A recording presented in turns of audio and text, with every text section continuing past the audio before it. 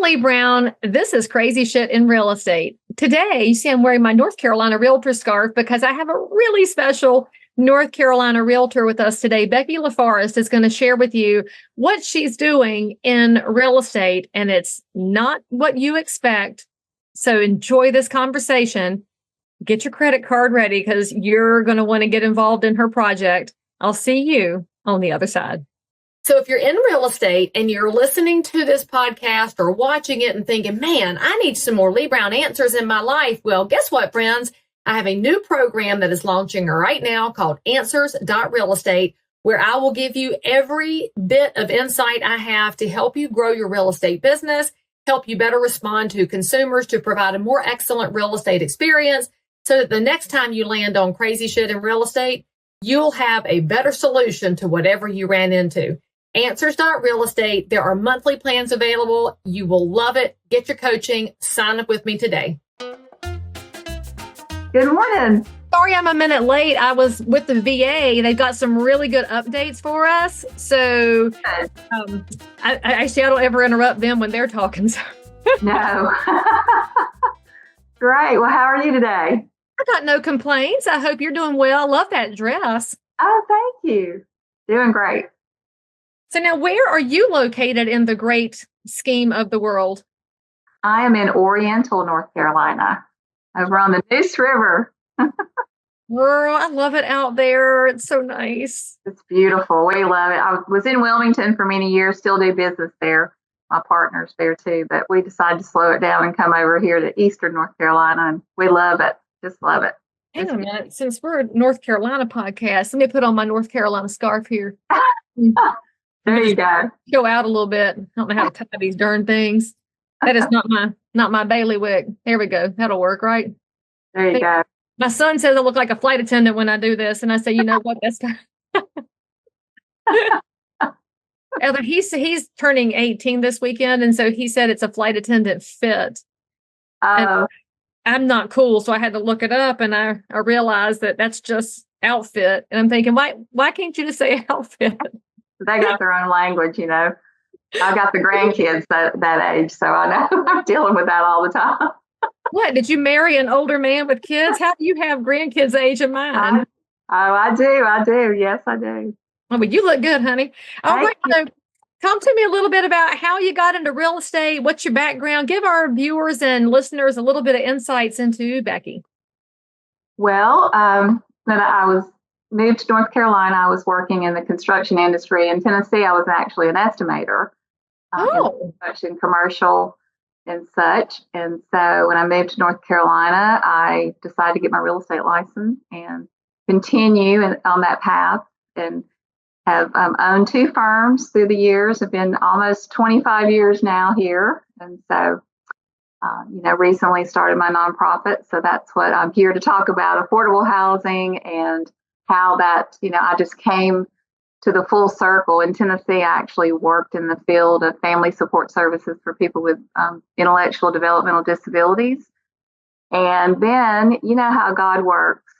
So he brings me here, and I end up in real estate and got a little bit away from that field, even though I still did volunteer work and such. But then several years ago, end up meeting a young lady that has put me back into that field, and we now are starting our affordable housing program. So when God gave me that vision a few years ago, I said, oh, now I know why you put me in real estate, because all the things that I've learned now, I'll be able to really build upon the nonprofit, which is my life goal and my heart. And so that's where we're headed. And I'm really excited about what we're going to be doing for our IDD community. So that's where I'm at now. I love this so much. So, of course, I'm on the board for North Carolina Housing Finance, and we just had our board meeting, and we were talking about supportive housing, because it's the space of taking care of and providing spaces for people with special needs, intellectual delays, is so needed, because you're talking about a population that is not going to generate income. This is not a money-making housing space, but it is a necessary housing space. And we talked about how it's one of those where you'll see an orphanage over here, and you'll see a battered women's shelter over here, and then you'll see intellectual disabilities over here. It is a broad spectrum of needs in the supported space.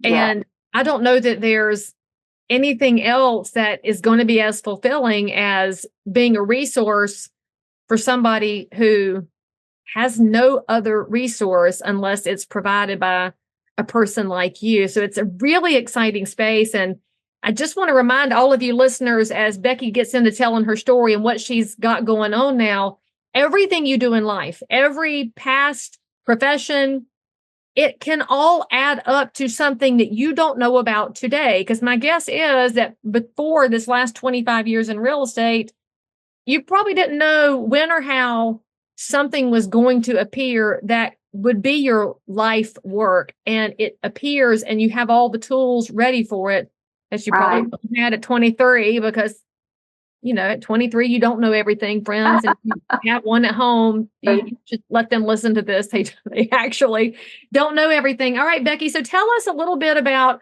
how did your heart land in this space before you start telling us what's going on with your nonprofit? Well, so about 30 years ago in Tennessee, I worked with an agency where we started a movement for deinstitutionalization. And so what I got to do is I got to take vans and trucks and go to these institutions where people had been really locked away all their lives. And some of my folks that I got out of the institutions, they were 50, 60 years old. They had been there their entire lives and could have probably lived independently. And so it was such a beautiful movement. We were able to move them into these beautiful homes that we had built. And then some were able to actually graduate into apartments and get jobs. And then our older folks started an active elderly program where they got to just have fun. And we traveled and did a lot of fun things. So it was just always dear to my heart. And so I was really shocked when I came to North Carolina and I met Emmy, who is now my sister. She adopted me. I was taking some classes and I had to do clinicals at a nursing home. And when I went there, I met Emmy. And Emmy was about 33 and she was in a nursing home, this just vibrant woman just in a nursing home. And it just shocked me because... A resident? Yes, living in a nursing home. And so I was, then I'm like, I've got questions, because coming from Tennessee, and that there was laws have been passed in North Carolina too for 25 years, but they've just not adhered to them, unfortunately. And that's just the truth. So I was really shocked, to see that, like, why is she here? And so time went on. I would go back and visit her a little bit, several months passed, and literally, I just couldn't shake it. I just couldn't. So God just kept speaking to my heart about it. And so, got my kids together and we discussed it, and we decided to go and ask Emmy to come live with my son and me. My daughter was already out of the house, but we were all in. And of course, she adopted us. So she became Aunt Emmy. So now she's got a lot of nieces and nephews, great nieces and nephews. And then we consider ourselves sisters. So that's our family dynamic.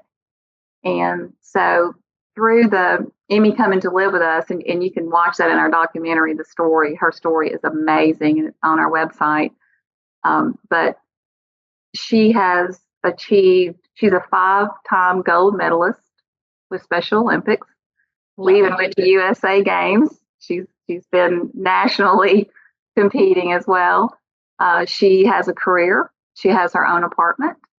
And she's just a vibrant, very independent woman. And it's just amazing. It's just that who knows what would have happened. I don't know what would have happened to her. I'm just saying that I'm just so thankful that God just put me in that space and her in that space at the same time. But what's so interesting is that when I was a little girl, I used to pray for a redheaded little sister.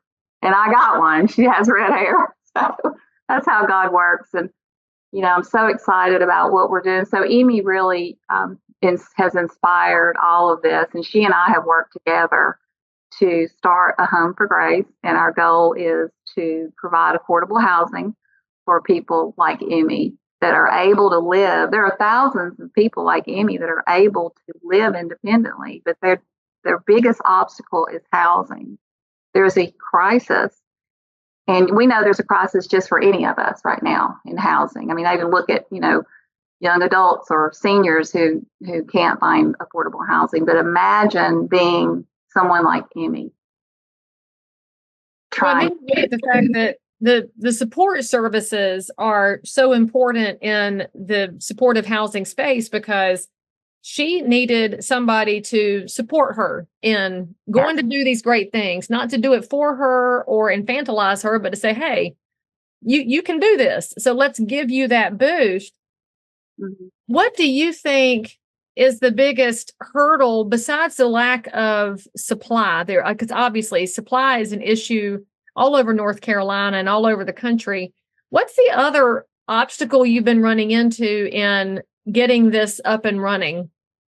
Well, the biggest obstacle for everyone is funding. So if a person with intellectual developmental disabilities, say they get Social Security disability, but it's not even enough to cover rent, much less food and everything else. So also there's just no funding for housing. There's no funding. When Emmy was in the nursing home, Medicaid paid thousands and thousands for her to live there. When she left there, not one penny followed her. Why? It's the law. Medicaid will not pay for housing outside of an institution. So you have to be institutionalized to get funding, even though it is less expensive for someone to be in their home, the cost. But the other thing, so in 12 years, we have never gotten any assistance for Emmy for housing ever. There's been not a dime. And so this is most people with these disabilities. There is no money for them for housing. So, and the general public, I think, obviously, you probably just think, well, they get all this, they get this, they get this. No, they don't. Even when Emmy first started working, now her Social Security's cut in half. But she wants to work. I mean, everybody really wants a job, but then they risk losing their disability benefits of Social Security. But they need that, because if they lose their job, they need that money back, to their services back. So they cut their income in half, which is okay because they're working. But like even EBT food stamps, they lose their food stamps when they start working. So it's a vicious cycle of endless poverty, and there's no way that they can afford rent. The other problem is too, this is sub minimum wage. I mean, a lot of employers only have to pay them like $3.70 an hour, which is also keeps them in poverty. So it's really, the obstacle is no funding for housing. If we can take care of the housing piece for them, then they can support themselves. But that is the issue. Aren't outcomes improved for people with the same challenges that Emmy has? Aren't the outcomes improved when they're in better housing situations than when they're in an institution? Well, absolutely, because in an institution, they don't have the opportunity to work. They don't have age-appropriate activities. It's congregate living. They're just herded, to cafeterias and things. They don't have any independence. They can't take care of themselves or cook or do their own laundry. So absolutely. And they're also contributing members of society. They're taxpayers. They're, just all the things that they contribute to society, and they want the same things. Emmy and I were just in Washington, D.C. in April at the disability conference, and we went on Capitol Hill, and Emmy advocated for affordable housing, to pass the home community-based services bill. There's 3 bills right now that we need passed. And I don't understand even why that they have such a struggle with passing that, which what will happen there is some of those Medicaid dollars can now follow people into the community where they can leave institutions. Oh, so it's a control issue, kind of like the school choice issue is control. So in North Carolina, we saw a huge Medicaid expansion agreement last year. Is there any conversation in our state about that expansion being loosened up for restrictions so somebody like Emmy can get housing support, or has that conversation not started here? Well, so what has happened with that, which is a good thing.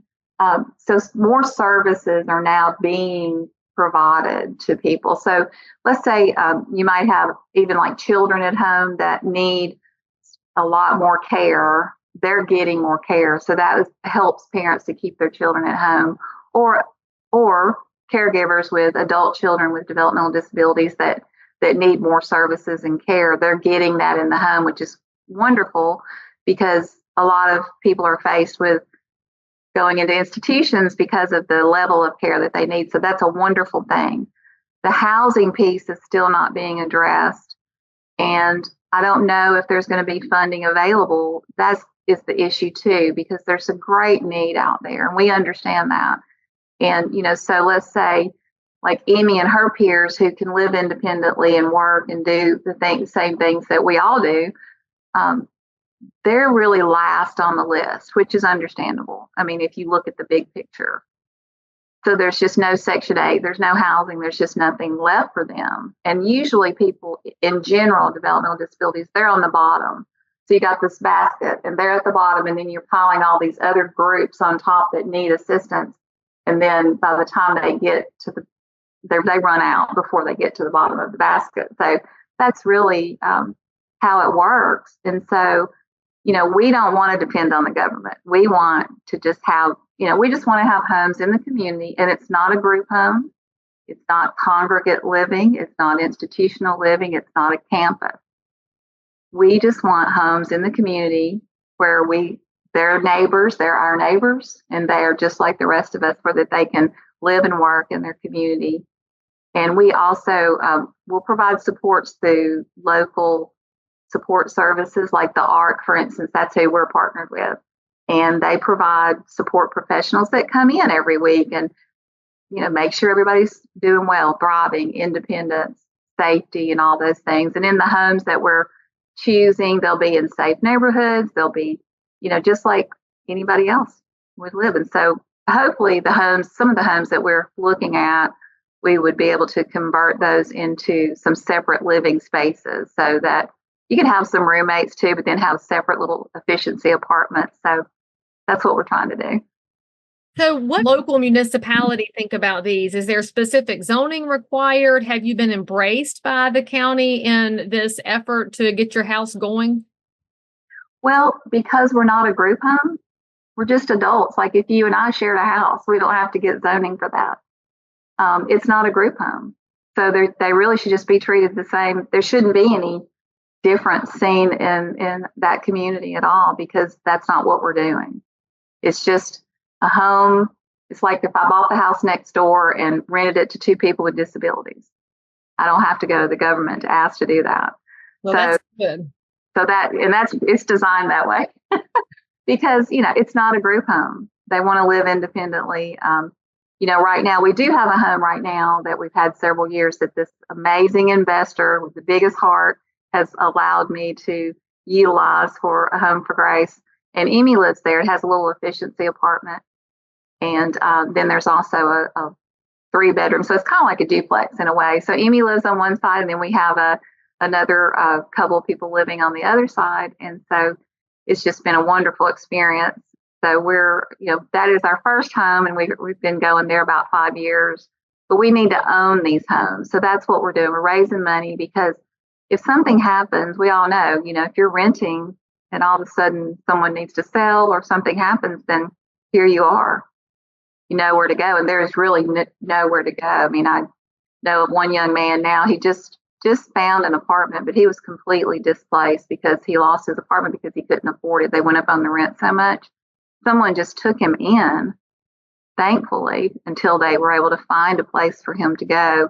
So this happens all the time. And so some folks who are able to go out and live into the community now, who are facing the rise in rents, they're at risk now being put back into institutions because there's nowhere for them to live. So now they've lived in the community, so they're being taken away from their friends, their family, their church, their activities, their jobs, and being placed back into institutions because there's nowhere to live.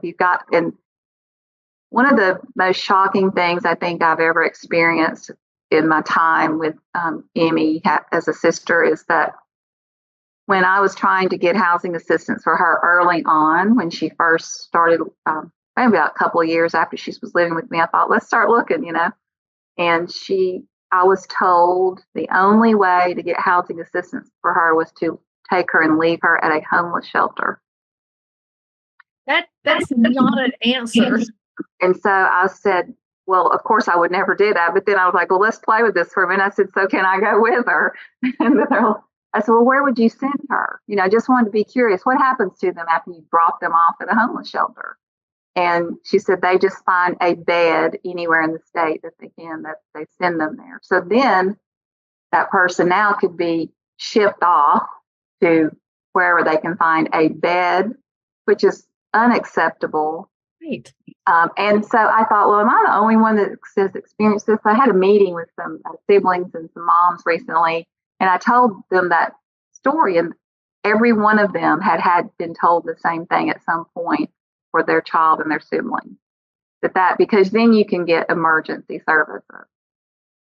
But so it becomes a situation where if the available dollars didn't have the same rules attached, we could actually see better outcomes for this population. Yes. It's not asking for anything beyond what's already available. They just want to utilize it in a different way. And I got to keep going back to outcomes, because I think that's so important. If you drop somebody off at a homeless shelter and say, just go find a bed, you are not setting them up for great outcomes. And all those homeless shelters cost money too. And I know that's something we don't talk about nearly enough. There's a huge amount of federal money, local money, investor money that goes into the homeless population. But what if we kept people from having to land in that situation in the first place by creating more housing opportunities that would fit different people in different stages? So my question for you is, if somebody's watching this show and they're thinking, I want to help with this, I totally think the Emmys of the world should be able to use the Medicaid dollars, and instead of putting it into a nursing home, put it into that independent studio apartment. How do they help out, Becky? Do they call their congressperson? Do they call their state legislator? Is there a petition they can sign? How do you get people to join you in this quest? Yes, so there are petitions, and it's the HC, Home Community Based Services bills. There's 3. So yes, so what you can do is go to that. I can provide links for you, but people That's great. We'll put them in the show notes for the episode. So if you send us the links, that way y'all don't have to listen to us list them off, but look at the notes for the episode. So there are ways to call, email your senators, email your representatives, sign petitions. The ARC has petitions all on their Facebook pages and their websites as well. So yes, we need them to hear us. We need them to, which is why we went to Washington, D.C. and continue to advocate. Emmy has started a self-advocacy group, and we have several folks now who have joined, and they're registering to vote, and they're looking at voting records, and they're actually starting to advocate for themselves. Hearing from the people it affects the most is so important. And then the statistics right now are between 30 and 35,000 people with intellectual developmental disabilities are homeless as part of the homeless population. So that's average national. Can you imagine? I mean, imagine that. Imagine your child. What if that was your child and you were gone? Because a lot of times when the aging parent, right, then now this person has spent their whole life with their parents or their mom, and they're not. Now what are we going to do? Then they just get put into institutions. So it's really, to me, this gives such a comfort to family members who have adults with developmental disabilities, who can watch them become independent and know, wow, they're going to be okay. And so that's a huge issue too. And that's huge for me with Emmy. For our family, that's so huge. The big thing was that she would be able to be okay if I wasn't here. And she is. Well, you look at the stories that are out there, you often see all of these conversations center on the children, the underage children that have these intellectual disabilities. But there's a huge problem after they turn 18, that they don't get the same ability, the same treatments, the same benefits. But to Becky, to your point, what does happen when the parents are no longer around? You're not going to leave a 38-year-old to somebody else in your will. It doesn't work. So we have to keep this from being a problem that surfaces so late that there's not a great answer for it. And so I love that you're making sure this is a continuum of care and a continuum of opportunity. Really, for somebody like Emmy, it's don't make her backslide. Let's make sure we continue to create opportunities. And when you think about the conversations we can have with our elected officials, you're 1,000% right. Emmy's going to get further than you or I ever will because she is the story. So if you're listening to this and you're in real estate, maybe this could be a topic of your next newsletter. Maybe don't talk about interest rates for a minute. You ask in your community, is there anybody that's interested in being a voice for this particular population? Let me know if you know somebody, because if each of the agents who watches and listens to this found one more story, that would really bolster your efforts and Emmy's efforts to get this legislation passed. Because if you have 100 stories out of North Carolina, the whole congressional delegation is going to listen to this differently, and they'll stop thinking about the dollars as much as they'll think about the humans. And that's got to be the goal, because we're talking about humans here. So I love what you're doing. Thank you. Before we wrap up the show, tell our listeners and viewers the takeaway they should have from all this, besides the fact that they can support you in these efforts. Well, of course, advocacy is huge. So, but we've launched a Just a Dollar campaign, and we're trying to go viral. If we could get we're going to try to reach 1 million people. And if 1 million people gave us $1, then we would be able to probably get those 2 homes purchased this year. The other campaign that I have started is Realtors Care. And if every realtor in North Carolina would give us $20, we could buy those 2 homes right now. So I would love to, that's my ask of my realtor family, is that they would give $20 each. And so that would make a huge difference. So, the goal, and then I also want to go to other communities. So if you're watching and you would like for us to come and speak and tell you what we're doing and show you, our passion for what we're doing. And really the program, the model is just simple. It's just simple as providing affordable housing for tenants who need that affordable monthly rent, because they can still pay rent. They want to work. They want to thrive in the community. And Emmy works, and she's got a 5-year career now. And so most people do want to. So I would just like to, that's my ask. My ask is to just go to our website. It's thehomeforgrace.org, and watch Emmy's story, the documentary. You will be so moved and inspired by her story and our story. It's just a beautiful story. And wow, I wish that I could be more like Emmy. I say that all the time. She inspires me to be better and to work harder.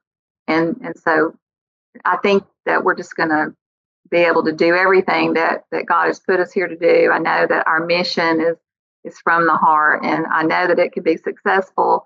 So we've got all the tools now really to take on this project, and would love to help other people get it started in their own communities if you want to do that. When we were in North Carolina, I met so many people who want to do the same thing. So we're just starting a real network of providing affordable housing, because one of the main things that people just think about, I don't want to deal with the government. How are we going to?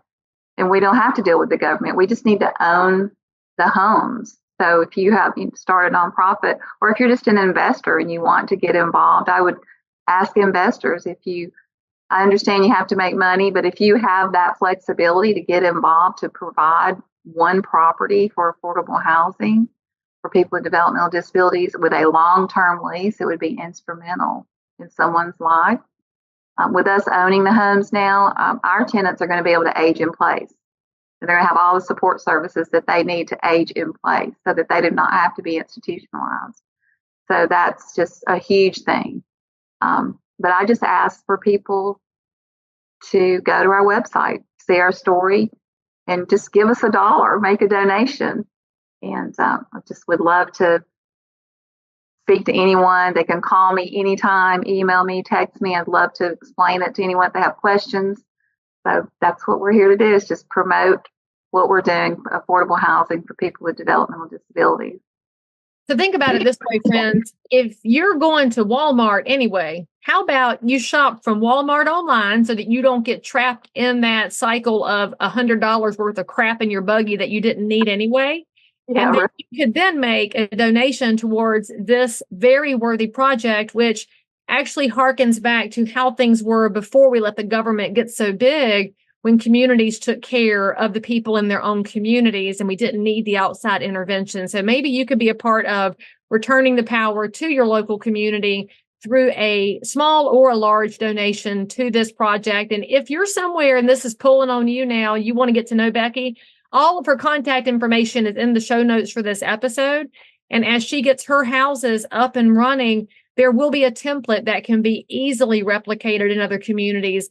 The biggest thing you have to remember is that when you talk about affordable housing, it is not just the stuff that you hear about on the news and in the TV, because we often think about affordable housing as the people who are going to tear something up or they don't want to work. And there's all these negative stereotypes.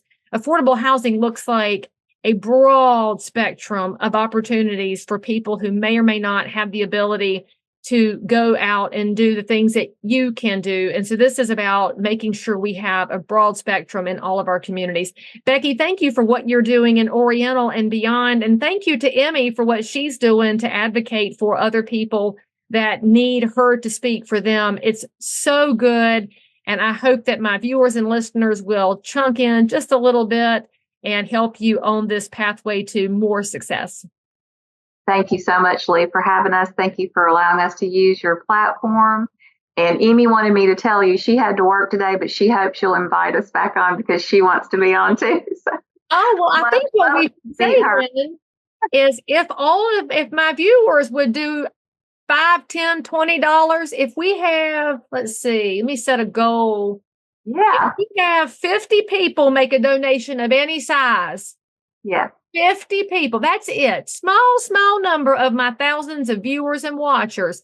A donation of any size, $1, $1,000, we don't care. Then we'll schedule part 2. We'll bring Emmy in so she can tell you where your money's going. How about that? That's my challenge to y'all. So share this episode with your rich friends. If you think you are too tight to make a gift yourself, share it with 5 friends and tell them to make it on your behalf. And then we'll see how quickly we can get Emmy back on the show. I'm glad you mentioned that. Let's do this. Right. Well, she's going to love that challenge. Give her a challenge and she will certainly do it. I bet she will, because she's already doing more than other people thought she could.